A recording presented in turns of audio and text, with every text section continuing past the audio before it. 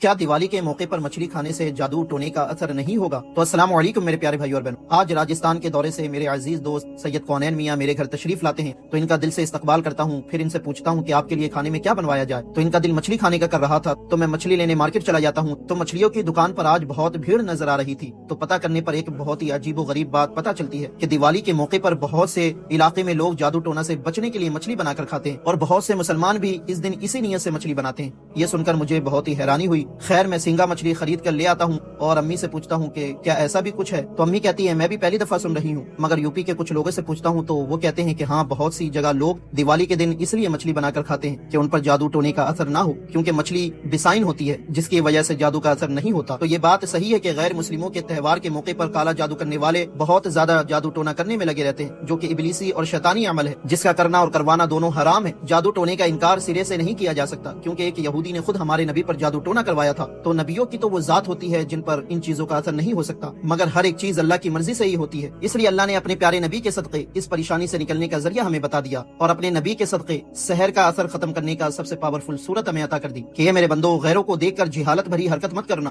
بلکہ میں نے اپنے محبوب کے صدقے تم کو سورہ فلق، سورہ ناس عطا کر دیا، اسے پڑھ کر اپنے جسم پر دم کر لوگے تو ہر جادو ٹونے سے محفوظ ہو جاؤ گے۔ مگر افسوس، ہماری قوم تو غیروں کو دیکھ کر غیروں والا عقیدہ رکھ کر اس نیت سے مچھلی بنا رہی ہے، مانا کہ ان کے پاس ہماری طرح نبی نہیں ہے، قرآن نہیں ہے، پاکی اور ناپاکی کا کوئی کانسیپٹ نہیں ہے، تو وہ تو ایسی چیزوں پر تو یقین کریں گے ہی، مگر تمہارے پاس تو قرآن ہے، ہمارے نبی ہیں جنہوں نے پاک رہنا سکھایا، نماز ہے، یہ سب کے رہتے ہوئے کسی جادو ٹونے کا اثر نہیں ہو سکتا۔ الحمدللہ ہمارا ایمان اتنا کمزور ہو گیا ہے کہ ہم آسیب اور جادو ٹونے سے بچنے کے لیے غیروں کا طریقہ اپنائیں۔ ارے ہماری حفاظت کے لیے تو قرآن ہے، نماز ہے، اور تمہارا خود پاک رہنا ہی کافی ہے۔ تو ان جہالتوں سے نکلو۔ مگر الحمدللہ اس بات کی خوشی ہے کہ اس میں بہت ہی کم مسلمان ملوث ہے، اس لیے مجھے یہ پہلی بار سننے کو ملا۔